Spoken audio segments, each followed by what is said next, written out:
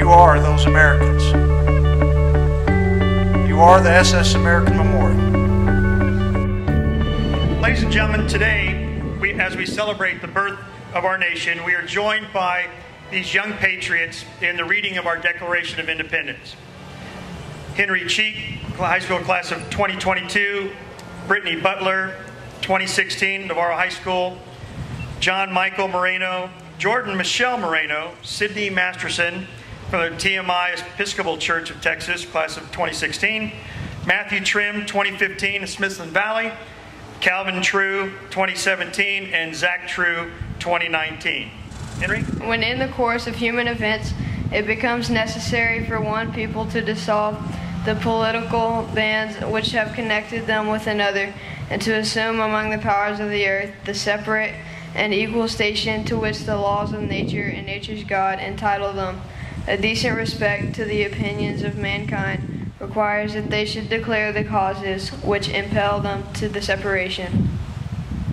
We hold these truths to be self-evident, that all men are created equal, that they are endowed by their Creator with certain unalienable rights, that among these are life, liberty, and the pursuit of happiness, that to secure these rights, governments are instituted among men, deriving their powers, their just powers, from the consent of the governed, that whenever any form of government becomes destructive of these ends, it is the right of the people to alter or to abolish it, and to institute new government, laying its foundation on such principles, and organizing its powers in such form as to them shall seem most likely to affect their safety and happiness. Prudence indeed will dictate that the governments long established should not be changed for light and transient causes, and accordingly all experience hath shown that mankind are more disposed to suffer, while evils are sufferable, than to right themselves by abolishing the forms to usurpations which they are accustomed. But when a long train of abuses and usurpations, pursuing invariably the same object, evinces a design to reduce them under absolute despotism, it is their right, it is their duty, to throw off such government and to provide new guards for their future security. Such has been the patient sufferance of these colonies, and such is now the necessity which constrains them to alter their former systems of government. The history of the present king in Great Britain is a history of repeated injuries and usurpations, all having in direct object the establishment of an absolute tyranny over these states. To prove this, let facts be submitted to a candid world. He has refused his assist to laws, the most wholesome and necessary for the public good. He has forbidden his governors to pass laws of immediate and pressing importance, unless suspended in their operation till his assist should be obtained, and when so suspended, he has utterly neglected to attend to them. He has refused to pass other laws for the accommodation of large districts of people, unless those people would relinquish the right of representation in the legislature, a right inestimable to them and formidable to tyrants only. He has called together legislative bodies at places unusual, uncomfortable, and distant from the depository of the public records, for the sole purpose of fatiguing them to the compliance of his measures. He has dissolved representative houses repeatedly, proposing them with manly firmness in his invasions on the right of the people. He has refused for a long time after such dissolutions to cause others to be elected, whereby the legislative powers, incapable of annihilation, have returned to the people at large for their exercise, the state remaining in the meantime exposed to all the dangers of invasion from without and convulsions within.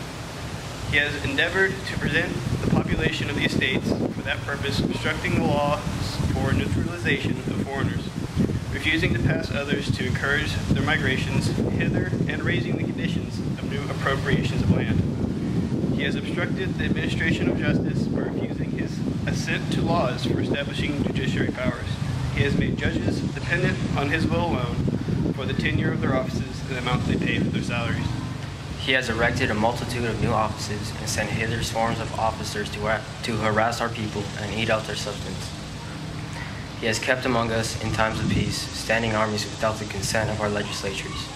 He has effected to render the military independent of and superior to the civil power.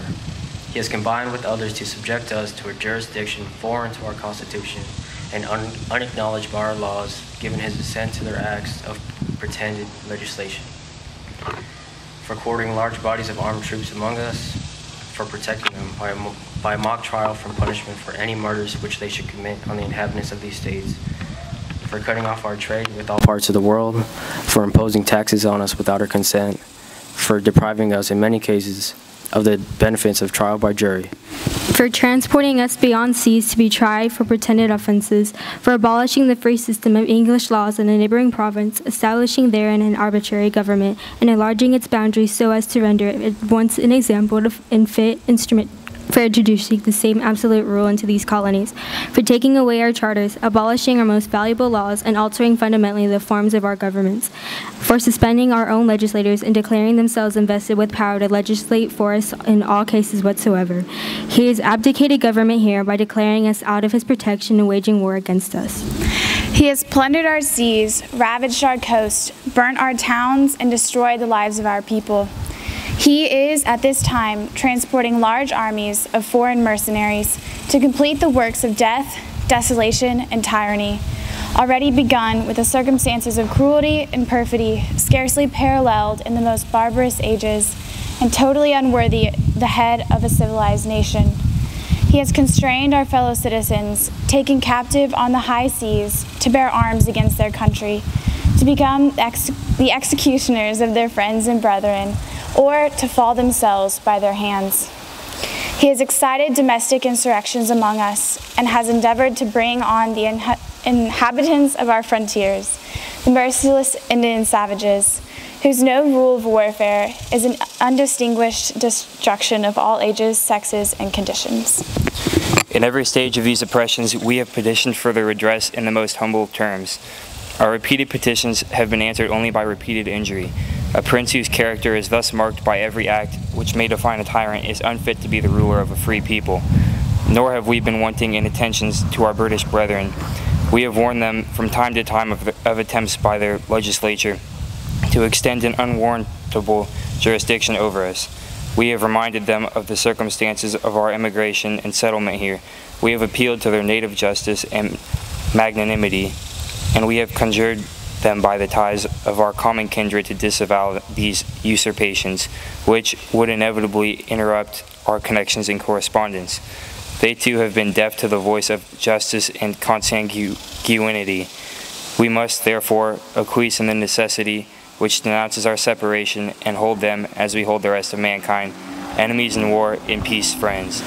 We therefore, the representatives of the United States of America in General Congress, assembled appealing to the Supreme Judge of the world for the rectitude of our intentions, do in the name and by authority of the good people of these colonies, solemnly publish and declare that these united colonies are, and of right ought to be, free and independent states, that they are absolved from any allegiance to the British Crown, and that all political connection between them and the state of Great Britain is and ought to be totally dissolved, and that as free and independent states, they have full power to levy war, conclude peace, contract alliances, establish commerce, and do all other things, acts and things, which independent states may of right do. And for the support of this declaration, with firm reliance on the protection of divine providence, we mutually pledge to each other our lives, our futures, and our sacred honor. Let's give these patriots a hand for reading that.